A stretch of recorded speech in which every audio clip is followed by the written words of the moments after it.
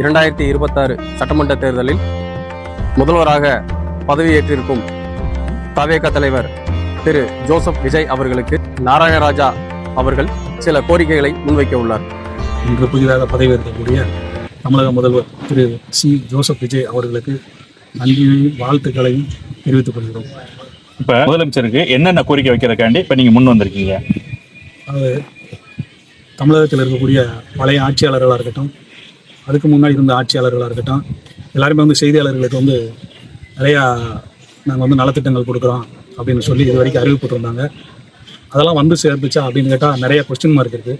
ஆனால் இந்த ஆட்சியில் அனைத்து நலத்திட்டங்களும் எந்த விதமான பாகுபாடும் இன்றி எல்லாருக்கும் சேரணும்னு நான் கருத்தை முன்வைக்கிறேன். இப்போ தமிழ்நாடு முதலமைச்சர் மக்களுக்கு நிறைய வாக்குறுதிகள் அழைச்சிட்டு வந்திருக்காரு, நிறைய வாக்குறுதிகள் சொல்லியிருக்காரு. ஆனால் பத்திரிகையாளருக்குன்னு அவர் இது வரைக்கும் எந்த ஒரு வாக்குறுதியோ எந்த ஒரு இதுவும் பண்ணலை. அதுக்கு உங்கள் சார்பாக சங்க சார்பாக என்ன சொல்ல விரும்புறீங்க?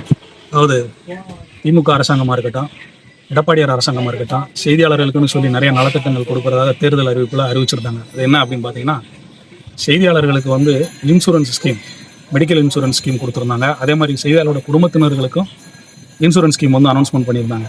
அதே மாதிரி எடப்பாடியாரை பார்த்தீங்க அப்படின்னா, அனைத்து விதமான செய்தியாளர்களுக்கும், அதாவது முறையாக பதிவு செய்யப்பட்ட அனைத்து செய்தியாளர்களுக்கும், பருவதளாக இருக்கட்டும், நாளிதழ்களாக இருக்கட்டும், வெப் சேனல்களாக இருக்கட்டும், யூடியூப்களாக இருக்கட்டும், ஆனால் முறையாக பதிவு செய்யப்பட்டிருக்கக்கூடிய அத்தனை செய்தியாளர்களுக்கும், அதில் பணிபுரியக்கூடிய அத்தனை செய்தியாளர் புகைப்பட கலைஞர்களுக்கும் அனைத்து விதமான நலத்திட்டங்களும் வழங்கப்படும்னு சொல்லி அறிவிப்பட்டிருந்தார். மேலும் பார்த்தீங்கன்னா, வீட்டடி இல்லாதவங்களுக்கு, வீட்டு மனை இல்லாதவங்களுக்கு 2 சென்ட் வீட்டு மனை நிலம் தருவதாகவும், இல்லை என்கிட்ட வீட்டடி இருக்குது, வீடு கட்டுறதுக்கு எனக்கு லோன் வேணும்னு கேட்டிங்கன்னா அதற்கு மானியத்துடன் கூடிய கடன் கூட்டுறவு சொசைட்டியில் வட்டியில்லா கடன் தருவதாக கூறியிருந்தார்.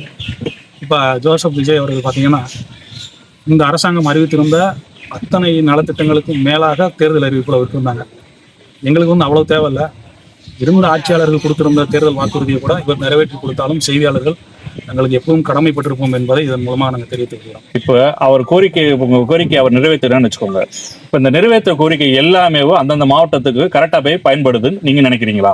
அதாவது இதுக்கு முன்னாடி இருந்த ஆட்சியாளர்கள்ட்ட இருந்த நிர்வாகத்தை பார்த்தீங்கன்னா, மேலிருந்து அத்தனை நலத்திட்டங்களும் எல்லாருக்கும் போய் சேரணும்னு சொல்லி அறிவிப்புடுவாங்க.